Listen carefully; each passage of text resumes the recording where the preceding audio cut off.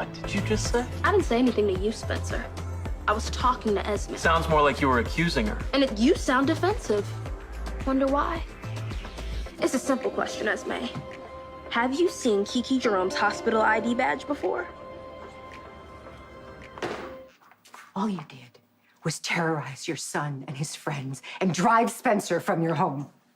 I made a mistake. I legitimately thought... You thought your own son would use my worst nightmare against us and copycat Ryan Chamberlain. And then you went to war over it. Yes, I did, but only to keep our marriage intact. At the expense of your relationship with your only child. Did it ever occur to you that I may not be able to live with that on my conscience? That I've already lived the very worst outcome of taking one's child for granted. That I wouldn't be able to bear watching you make the same mistake. And you can justify your behavior with all good intentions. But that's not going to get you your son I don't done. understand. You want to know if I've seen someone's badge at a local hospital, which I've never visited before? How random is that? Not someone's badge. The badge that belonged to Ava's daughter, Kiki. Or as you referred to her, Lauren. Isn't that her name? Kiki, Lauren. What's the difference? No one refers to Kiki by her given name, but it wasn't her hospital ID badge. The one they found near Ava's burning car, courtesy of the stalker. When Kiki was murdered, her full name was all over the news. Lauren Catherine Jerome. I'm sure Spence mentioned it to me at some point. We talk about his father and the family he married into all the time. Because you're so interested. Of course. Everything about Spence is interesting to me.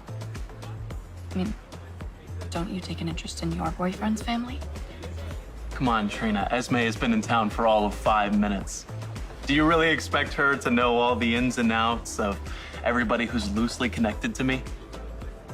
How would she know whether my stepmother's dead daughter went by Lauren or Kiki? And what would it matter if she did? Never mind. Forget I said anything. Right, but Trina, that's the thing. You did say something. And it's not like we can pretend we didn't hear you. Right. Because I know how committed you are to honesty and transparency.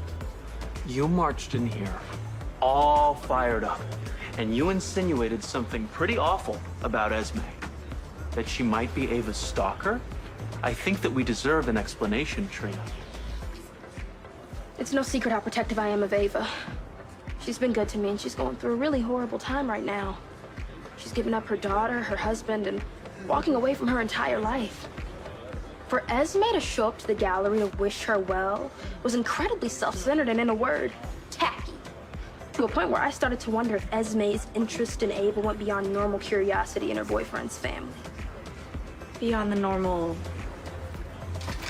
To what, exactly?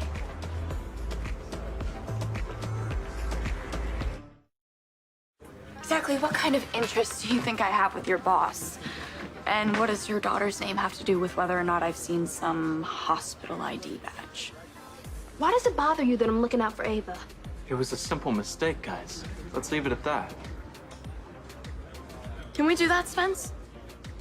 Really? Your quote-unquote friend practically accused me of being your stepmother's stalker. What's going on here isn't about me, and it certainly isn't about Ava and her late daughter. It's about Trina and you, Spence. So let's talk about that elephant in the room.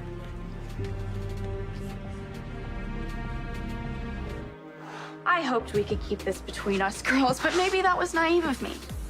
I was so nervous about coming to Spence's hometown, afraid I wouldn't make a single friend. Imagine how happy I was to meet you, Trina. I mean, you're smart, you're down to earth, you love art just as much as I do. All the girls at boarding school were so fake and superficial. And here you were, the exact opposite, so authentic and evolved. I totally fell for it. I had no idea you were setting me up, but here you were, spinning wild conspiracy theories about me and why. The only explanation is that you want Spence for yourself. There. I finally said it.